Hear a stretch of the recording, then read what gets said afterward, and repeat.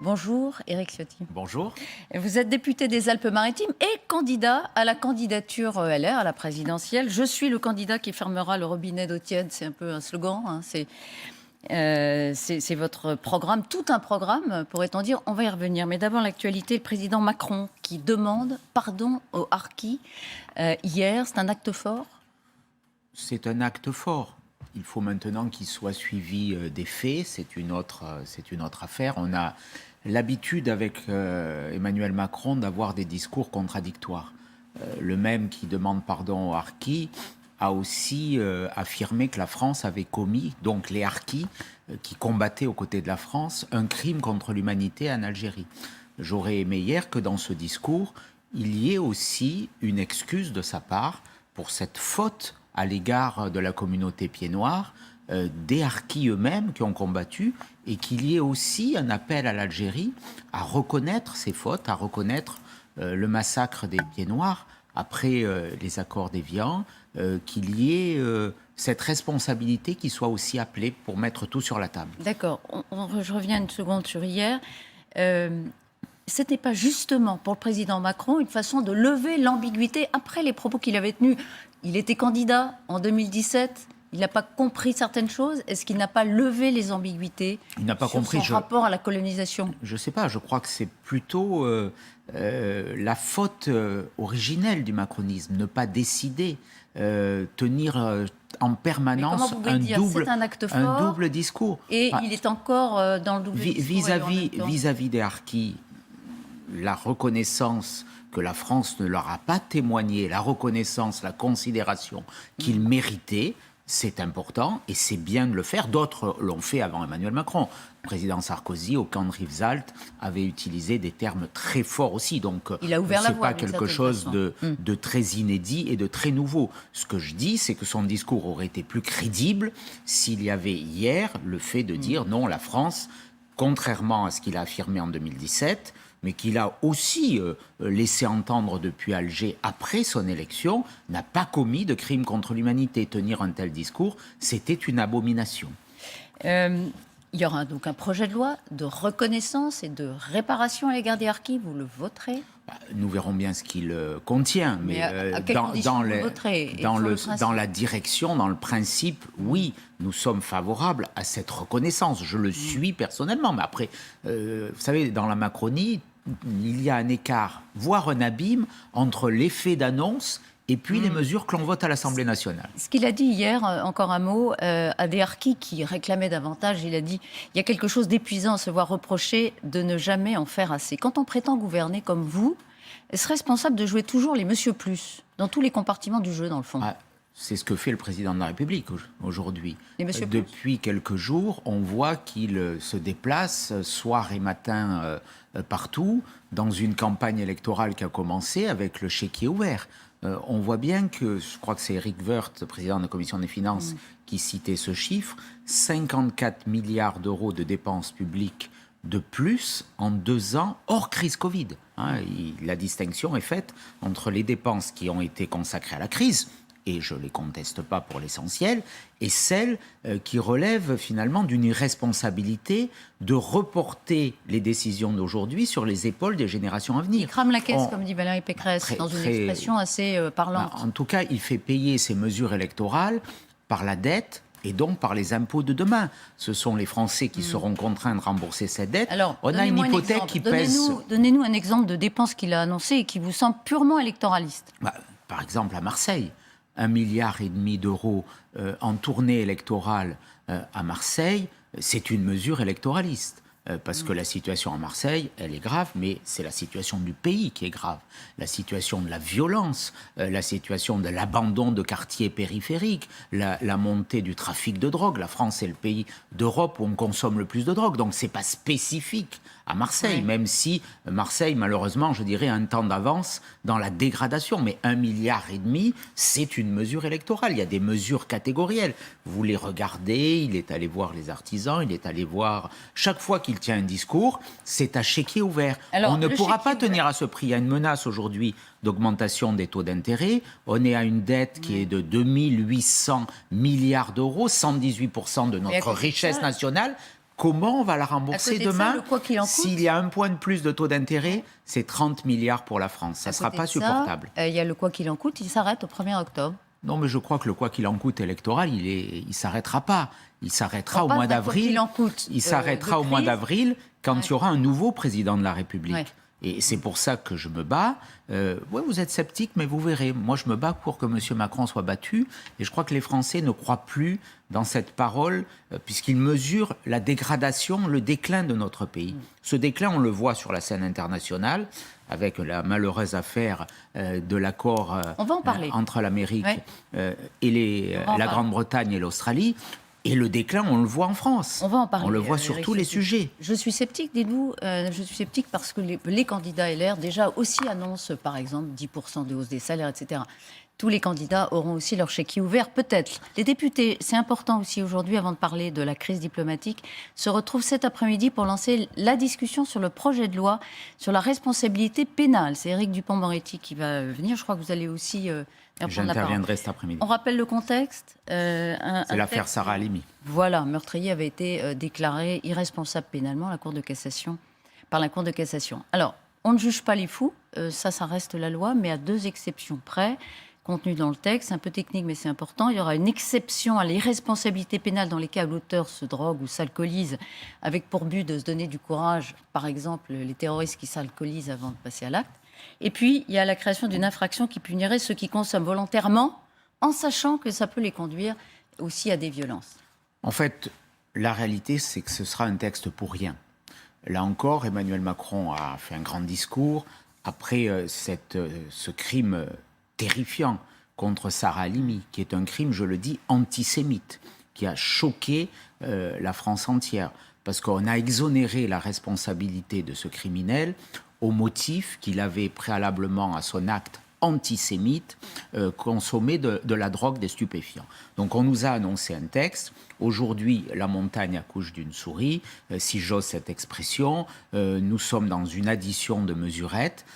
Vous venez d'écrire de façon un peu technique ce texte. Ça veut dire que ne seront pas exonérés de leur responsabilité des personnes qui auront consommé de la drogue volontairement pour commettre un crime. Voilà. Donc ça veut dire qu'il n'y aura quasiment aucun cas, ça sera impossible à établir. Moi, ce que je demande, et j'aurai un amendement très simple ce soir, en disant qu'on n'exonère pas de la responsabilité pénale quelqu'un qui a consommé une substance psychotrope. Voilà, ça sera le sens de mon amendement. Quand on consomme de la drogue, c'est un acte volontaire, c'est même un délit, et cela ne doit en aucun cas exonérer de la responsabilité pénale. Quand on consomme de la drogue, on n'est pas fou.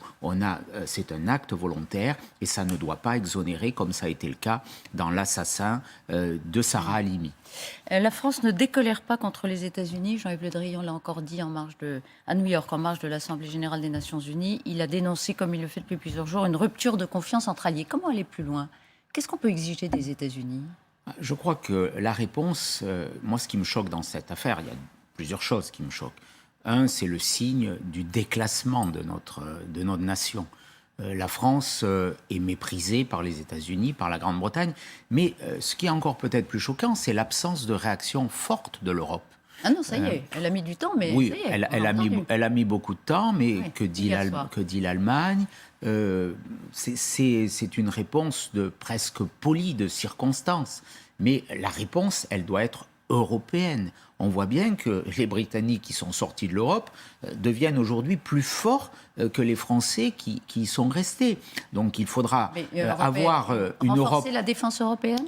Il peut y avoir une alliance sur certains points pour renforcer. Là, il faut que la France ne peut pas être seule à assurer aujourd'hui, comme c'est le cas au Mali, un coup pour défendre finalement l'Union européenne aussi, parce que ce que fait la France, c'est au nom de l'Union européenne. Donc il faut qu'il y ait aussi une prise en compte plus forte de l'Union européenne dans cet effort de défense. C'est pas la même chose, par exemple, d'avoir des pays qui viennent en renfort de la France au Mali, dans une opération au Sahel, et de dire il faut une souveraineté ou une défense européenne plus construite, plus unie et plus puissante. En tout cas, il faut que Eh bien, est-ce que vous êtes pour une défense européenne plus puissante? Il faut que la France reste Vous me dites pas oui. moteur de cette défense européenne, mais il doit y avoir des coopérations plus poussées et plus élaborées. Aujourd'hui, l'Europe est absente, elle ne compte pas. Combien de divisions il n'y en a pas. La France, aujourd'hui, est seule et la France est affaiblie. Et si elle est affaiblie, l'absence de réaction forte européenne est aussi liée à l'arrogance. Vous êtes un décliniste, est opposée à la conséquence d'une forme d'arrogance, je termine là-dessus, du président Macron. Si on est mis à l'écart, si les États-Unis nous méprisent, si finalement les grands pays alliés frères de l'Union européenne ne nous soutiennent pas, c'est parce que quelque part, on voit bien qu'en sous-main, ils se disent c'est l'arrogance de Macron qui est sanctionnée. Alors, juste un mot. Est-ce qu'Emmanuel Macron est comptable de la rupture du contrat du siècle, en partie? Il est comptable d'une forme de déclassement. Il a voulu donner des leçons à la terre entière. Et aujourd'hui, on voit bien qu'il est plus pris au sérieux. Vous pensez qu'un autre président, Biden, aurait une doctrine différente à l'égard de ce contrat? On aurait pu avoir une politique beaucoup plus forte. Vous savez, quand la présence dans le Pacifique de la France, nous avons la chance d'avoir des territoires forts, la Polynésie, la Nouvelle-Calédonie. Quand le président français ne prend même pas position dans le futur référendum pour savoir si la Calédonie doit rester en France et qu'il y a une forme de « en même temps », là aussi, où on dit tout et son contraire, bien c'est une faute. Tout ça, on le paye et on le paye très fort. Bon. Un mot de politique quand même. Vous je ne vous ai pas répondu si j'étais décliniste. Non, moi, je fais le constat. Pas, mais on va en parler. Je fais le constat d'un déclin de la France. C'est clair. C'est objectif. Ce n'est pas être décliniste. C'est dire la vérité. Moi, je veux dire la vérité dans cette campagne. Alors, dans votre vérité, dites-nous votre vérité. Vous êtes donc candidat. C'est surtout votre soutien à Éric Zemmour qui vous a distingué dans le débat pour l'instant à droite. Soutien au second tour. Vous aviez dit à la question Macron-Zemmour au second tour, vous voterez Zemmour. Il est à 11% dans un sondage Harris qui circule encore sous le manteau et que révèle ce matin la lettre de Politico. Donc il est plutôt en progression. Il a déboulé très haut à 10%. Vous avez validé finalement sa candidature en répondant à cette question positivement. Je crois que ce n'est pas moi qui valide une candidature. Vous l'avez légitimé. D'ailleurs, vous l'avez légitimé. Quand je vois les commentateurs qui ne parlent que de sa candidature, ils l'ont sans doute beaucoup plus légitimé que moi, puisqu'il y a quand même un paradoxe de beaucoup de commentateurs qui le critiquent et en même temps qui lui donnent des tribunes. Et je ne le conteste pas. Oui, vous pouvez vous défendre en renvoyant la responsabilité. Non, mais je n'ai pas à me défendre. Vous savez, j'ai pas à me défendre, j'assume mes choix. Moi, je veux qu'Emmanuel Macron ne soit plus président de la République. C'est une question qui probablement ne se posera jamais. J'ai répondu à une de vos consoeurs sur une chaîne, sur LCI d'ailleurs, c'était au grand jury. Moi, je dis toujours la vérité. Entre Emmanuel Macron, on m'a posé cette question. Moi, je souhaite battre Emmanuel Macron. Et je ne souhaite pas ostraciser Éric Zemmour comme voilà. On a bien donc compris, je le dis, je partage. Cette réponse, elle voulait dire, pardon, excusez-moi, je vous pose une question. J'ai pas à m'en excuser, je comprends que ça vous choque. Non, moi, ça me choque pas. Oui, ça choque certains. Je vous demande mais moi, je crois en des valeurs. Clarifier la pensée. Je crois en des valeurs et quand on partage certains éléments, je le dis. Pardon, est-ce que pour vous, une présidence d'Emmanuel Macron, alors une deuxième présidence d'Emmanuel Macron, serait plus néfaste à la France qu'une présidence d'Éric Zemmour? En tout cas, la présidence d'Emmanuel Macron a été néfaste à la France. Oui, donc je ne veux pas qu'elle se poursuive. Et pour qu'elle ne se poursuive, je ne veux pas qu'elle ne se poursuive. Et pour cela, il n'y a qu'une réponse. Et ce n'est pas Éric Zemmour. La seule réponse, c'est l'élection d'un candidat républicain.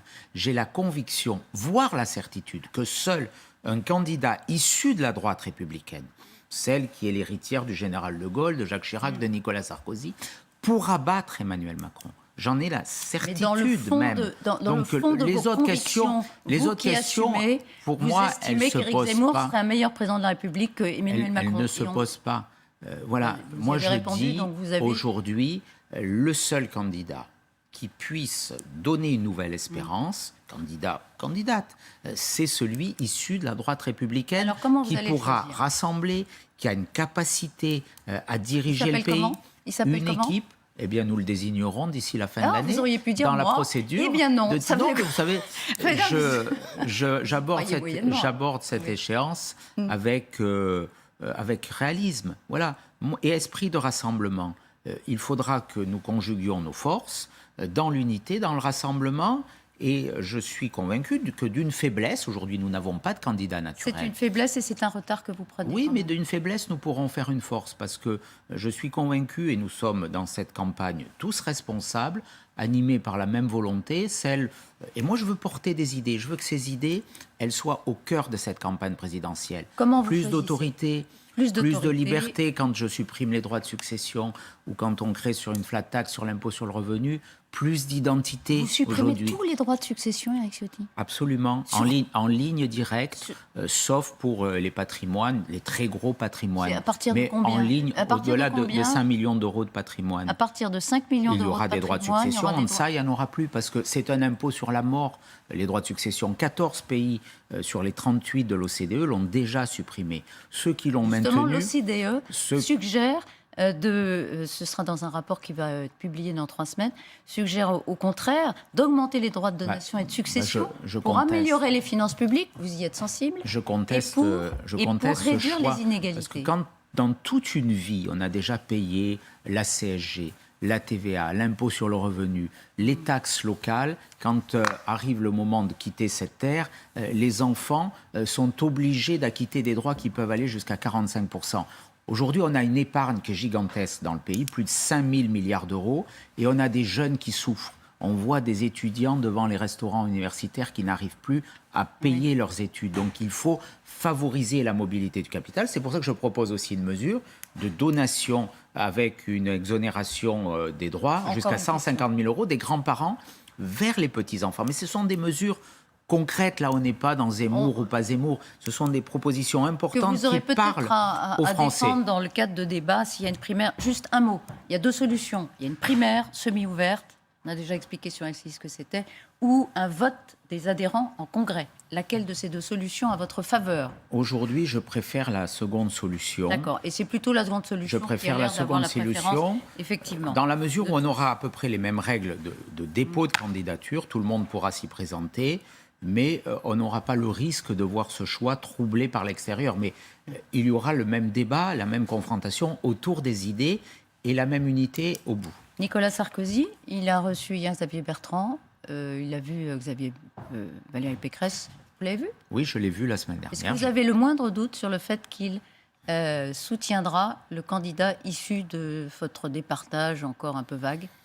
Je n'ai pas de doute là-dessus. n'avez aucun doute. Nicolas Sarkozy est un repère pour notre famille politique. Il a dirigé le pays avec courage, avec efficacité, et je sais qu'il soutiendra un chemin pour redresser le pays, j'en suis convaincu. Ah, un chemin pour redresser le pays. C'est large. Ça ouvre toutes les hypothèses quand même. Non. Vous êtes prudent. Merci Éric Ciotti Merci. d'avoir été ce matin sur LCI dans un instant.